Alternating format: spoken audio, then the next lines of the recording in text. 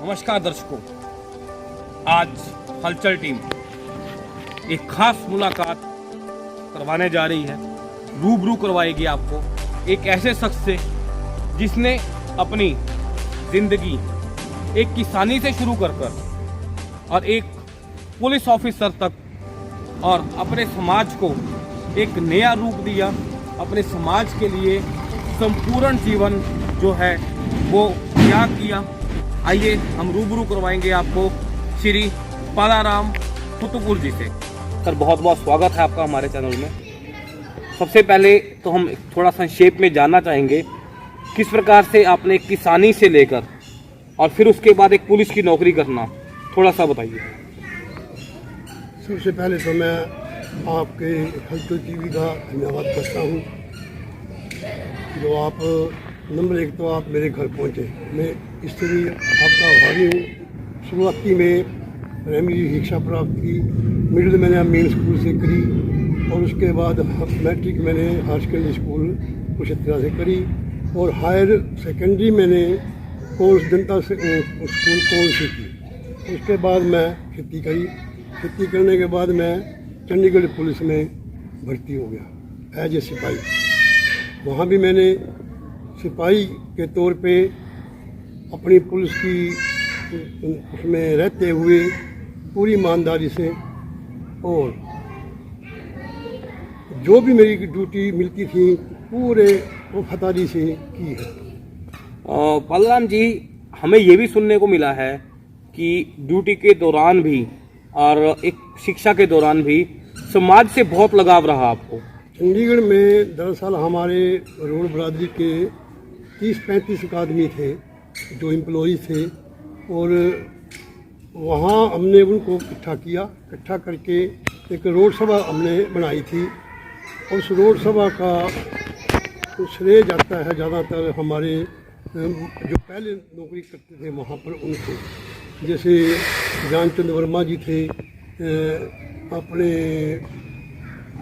Nandaram inspector थे, दूसरा मनीराम थे, रामचंद्र जी थे। तो ऐसे कई पदाधिकारी थे जो हमारे उसमें मतलब संपर्क में थे। मैं भी था उनमें। कुछ और भी ज़्यादा व्यक्ति अच्छे थे जो काम करते थे, उसमें लगे रहते थे।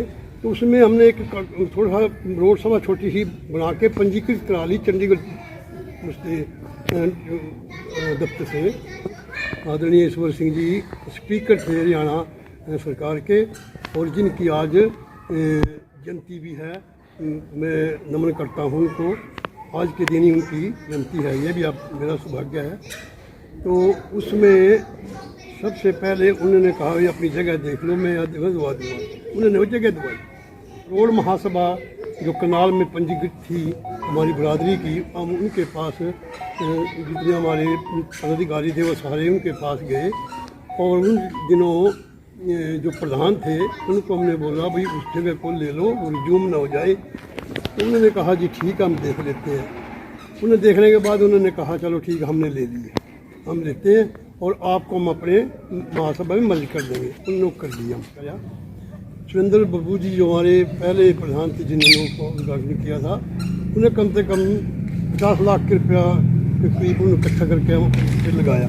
उसके बाद पुल पर आगे रामपाल जी, उन्होंने पूरा पुरजोर लगा के उस भवन के लिए कम से कम 70-80 लाख रुपया इकट्ठा करके वहाँ दिया और भवन का निर्माण में कोई कमी नहीं आने दी।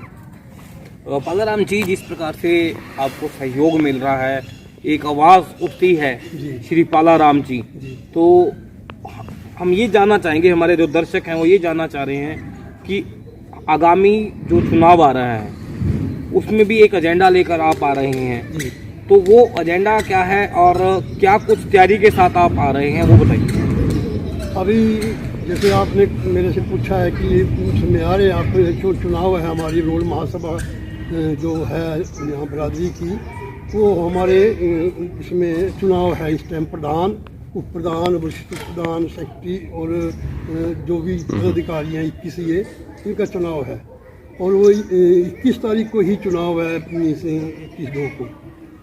इसमें मैं भी प्रधान पद के लिए इसमें उम्मीदवार हूँ।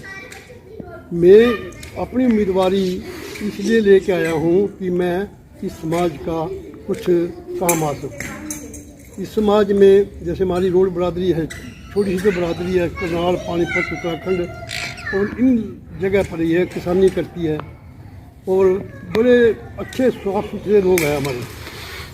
तो इनमें कुछ हमारे अंदर कुछ बुराइयां आई हैं, जैसे ब्याह शादियों में ज़्यादा खर्च करना, डीजे पे बच्चे जो हैं छोटे छोटे, और ये जंग बुआए, गलियों में नाचना, कमीज़ें निकाल के नाचना।